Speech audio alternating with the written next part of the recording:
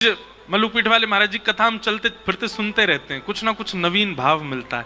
आप एक दिन कथा में श्री मलुकदास जी का चरित्र बता रहे थे और उस चरित्र में एक बहुत सुंदर कथा सुनाई, बहुत ध्यान से सुनना।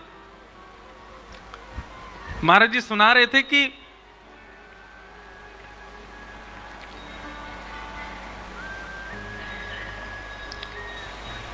कोई प्रवचन कर रहा था, तो प्रवचन में अनेक लोग बैठे थे। उसी में श्री मलुकदास जी अपनी युवावस्था में जब घर आदि का त्याग नहीं किया था, तो वहीं प्रवचन बैठ करके सुन रहे थे।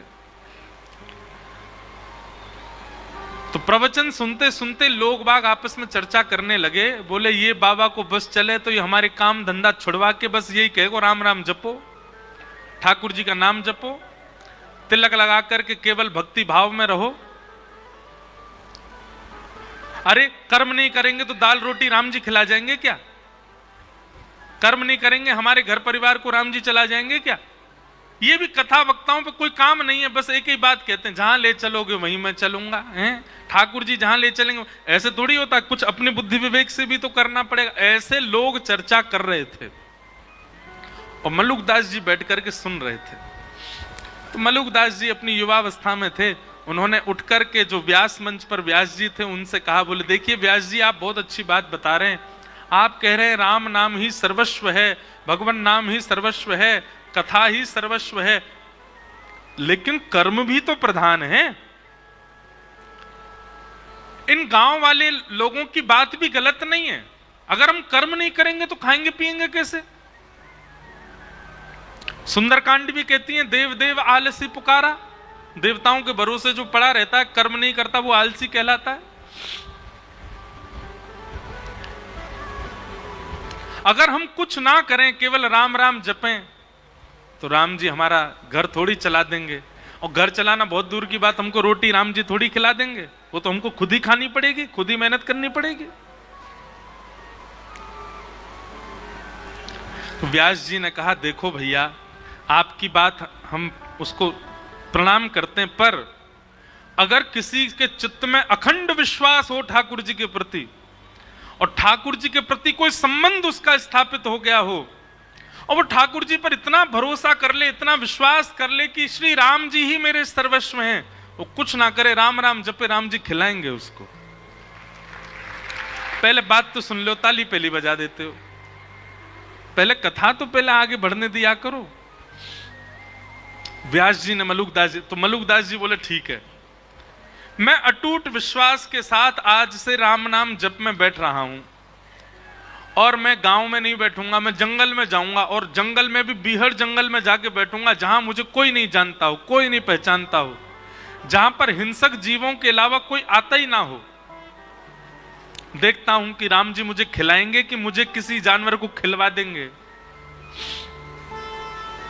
सब गांव के लोग बोले भैया अब प्रमाणित हो जाएगा कि राम नाम और भक्ति भाव ये प्रमाणित है कि नहीं।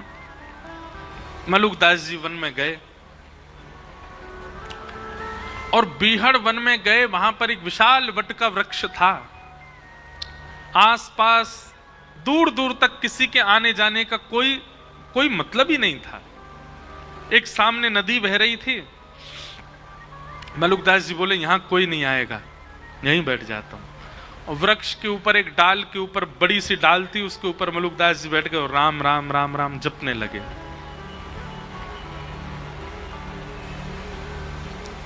आप राम नाम का जप कर रहे थे, मन में अनंत विश्वास था राम जी के प्रति कि श्री राम जी सब भक्तों पर अनुग्रह करते हैं, मुझे भी श्री राम जी अनुग्रहित करेंगे। इस विश्वास के साथ राम नाम जपने लगे। आपका राम नाम जप चल रहा था, घंटों तक राम नाम जप चलता रहा। तभी कुछ यात्री घोड़ा पे बैठ करके वहां से निकलने लगे। आप लोगों ने विचार किया ये स्थान तो बहुत बढ़िया है, बढ़िया नदी भी बह रही है और यहां दूर दूर तक कोई है भी नहीं, यहीं स्नान करते हैं और फिर बढ़िया जो भोजन लेके आए यहीं पाएंगे प्रेम से। यात्री जन अपने घोड़े से उतर गए, नदी में स्नान आदि करके जैसे ही अपना भोजन आदि सब उन्होंने खोला, इतने में ही डाकू और डकैतों ने वहां आने लगे, उनके घोड़ों की नालों की आवाज आने लगी। तो जितने यात्री थे उन सब ने विचार किया, बोले भैया बड़े बड़े डाकू आ रहे हैं, ये सब हमको मार देंगे, सब हमारा सर्वनाश, जल्दी भागो यहां से। सारे यात्री अपना भोजन पानी वहीं छोड़ छाड़ करके भाग गए।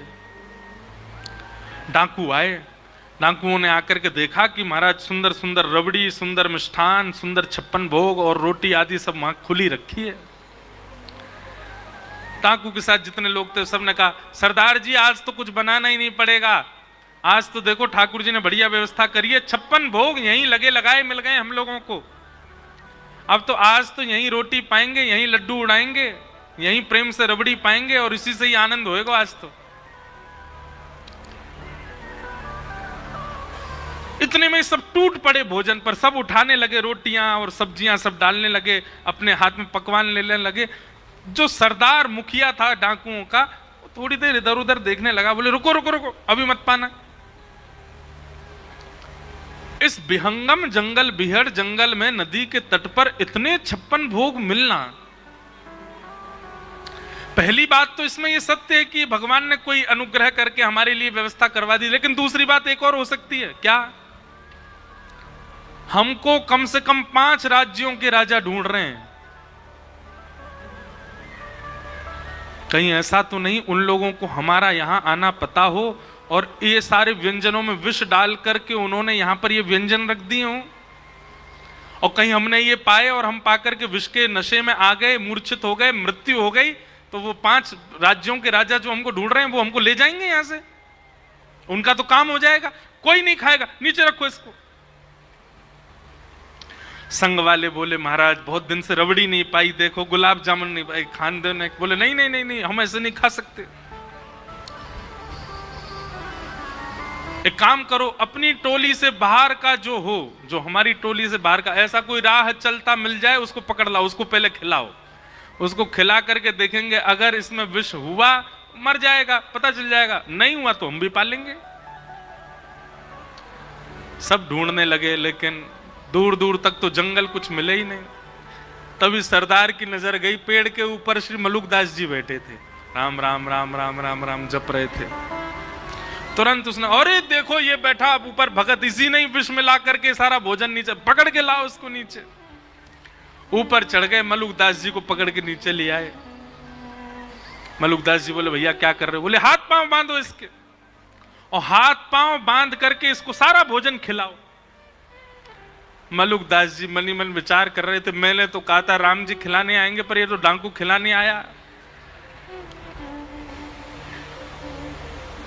मलुकदास जी ने मुंह बंद कर लिया, मैं नहीं खाऊंगा, मैं नहीं। तभी सरदार उतरा अपने घोड़े पे से, और मलुकदास जी का मुंह इतनी जोर से पकड़ा, बोले खाएगा कैसे नहीं, ठूस ठूस के खिलाओ इसको। और सबरे लड्डू ले, गुलाब जामुन ले, रबड़ी ले, पकवान ले ले करके मलुकदास जी को खिलाए। मलुकदास जी के नेत्र सजल हो गए, बोले जय हो राघव जी, जय हो मेरे राम जी। मैंने आपसे क्या प्रार्थना की?